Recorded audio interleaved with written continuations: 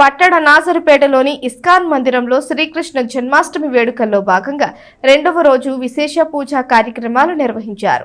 మధ్యాహ్నం నుంచి భక్తులకు అన్నప్రసాదం పంపిణీ చేశారు. స్థానిక నాజరుపేటలో గల ఇస్కాన్ దేవాలయం శ్రీ జగన్నాథ స్వామివారి మందిరంలో శ్రీకృష్ణ జన్మాష్టమి వేడుకలు వైభవంగా జరుగుతున్నాయి.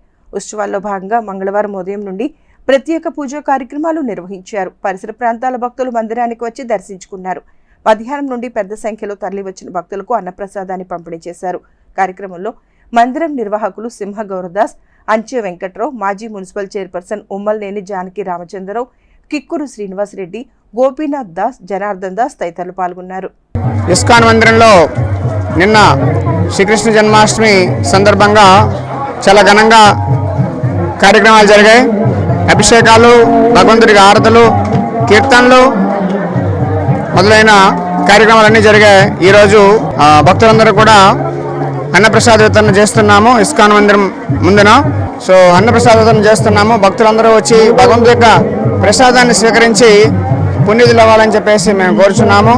భగవంతుడి యొక్క ప్రసాదం తీసుకుంటే మనకి ఎంతో భగవంతుడు మన ఆహారం ద్వారా మనలో ప్రవేశించి మనలో మంచి చైతన్యాన్ని తీసుకొని చైతన్యం వచ్చేటట్టుగా చేస్తాడు. కాబట్టి భగవంతుడి ప్రసాదం అందరికీ 3000 మందికి ఈరోజు ఏర్పాటు చేయడం జరిగింది.